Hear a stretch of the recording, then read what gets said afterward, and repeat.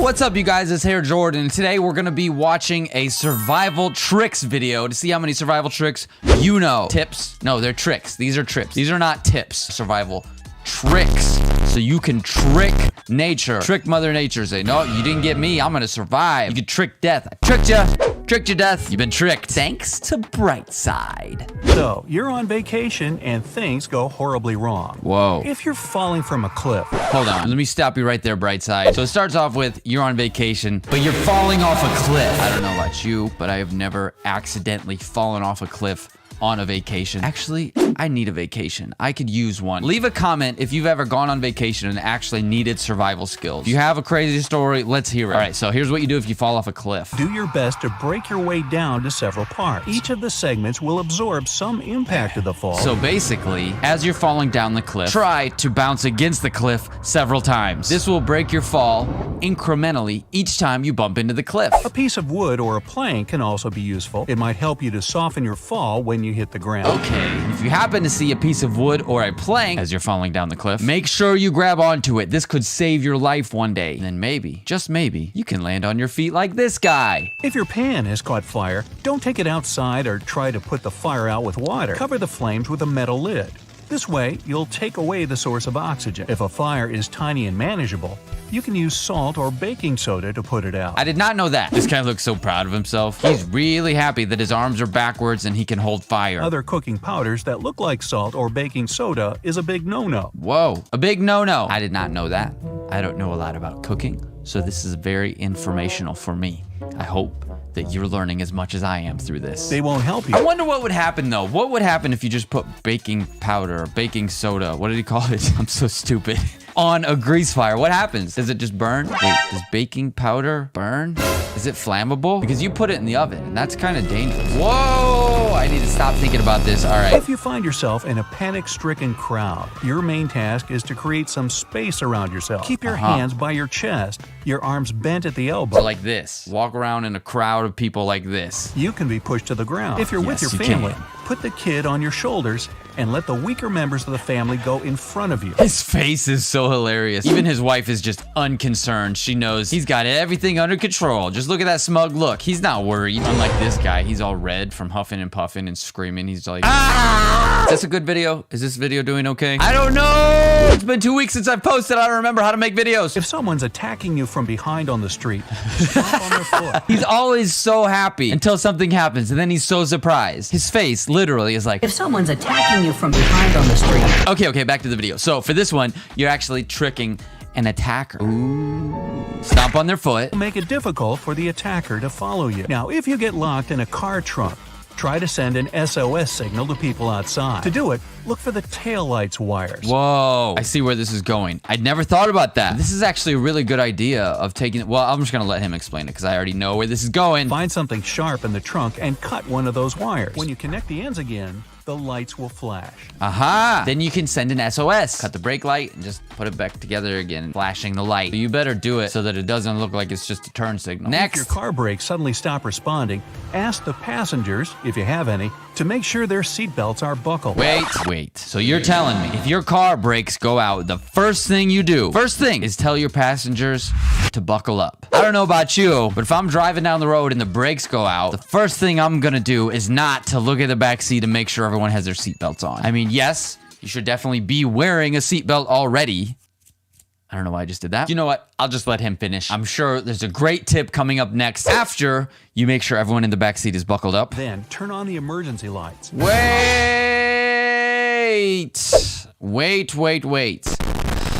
So step one is make sure everyone is buckled up. Should have already been done before you hit the road. Step two is turn on your hazards. Man, when your brakes go out, you need to be focused on not dying. When you're in the driver's seat, that is your main priority. Don't die, okay? The hazard lights are not going to save your life in this scenario. First order of business is get the car to a stop as safely as possible. Forget the hazard lights, man. You could be rear-ending someone right now. Hazard lights are for the people behind you. Don't worry about them. You gotta make sure you're not running into a building or something. But anyways, I'm sorry. That's just my 2 cents. You may not want to hear it. Personally, those two things they just said would be the last two things on my mind if my brakes go out while I'm driving a car. Press the brake pedal. That's how you can create pressure in the braking system. After that, downshift carefully and put the gear shift into the L position. Ooh. After that, use manual brakes, but do it very slowly. A sudden movement and your car will begin to drift. You can also try to turn left and right, going from one row to another. Aha, so there was a lot there. First of all, you put the gear into L. I've never thought about that, actually. It makes sense, though. Turning back and forth. All right, carefully. And then your emergency brake, your e-brake. Definitely what I would do. But yeah, like you said, don't just pull the e-brake, because then you'll spin out and lose control. You want to maintain control. So slowly pull it and make sure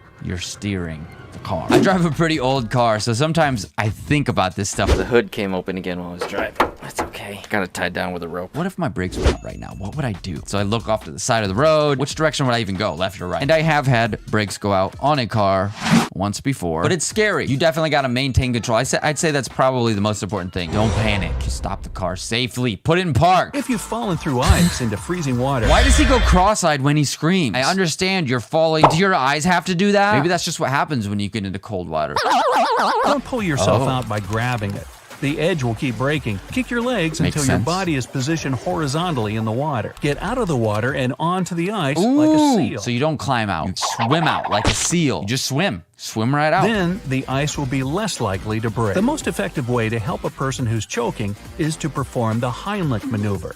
Oh, yeah. But what if you choke? Make a fist with one hand and position the thumb side above your navel, Let me guess. You punch yourself in the stomach. Is that the answer? I think that's the answer. Probably what I would try. but below your ribcage. Grab this fist with your other hand and lean over a table edge or a chair. Then start pressing into the upper part of your abdomen using fast upward thrusts. So you use a chair to help you punch yourself in the stomach. Sounds legit. I'm sure it'd be fine. Repeat them until the foreign object pops out. Wait, this dude swallowed a Lego? Who the heck is this guy? He's falling off of cliffs and swallowing Legos? What adult swallows a Lego? You know what? I'm willing to let this one go. But if you like the video, make sure you hit the like button. That was random. And spot a whirlpool coming towards you. Yes. Don't panic. Then use the whirlpool's current to catapult you out of danger. Wait. Okay, I've never been chased by a whirlpool. But it sounds like the Brightside guy is telling us to swim down the whirlpool tunnel. I think that might lead to another dimension, or you'll pop out the other side of the Bermuda Triangle, the lost city of Atlantis, or whatever. Well, I guess you're on vacation, so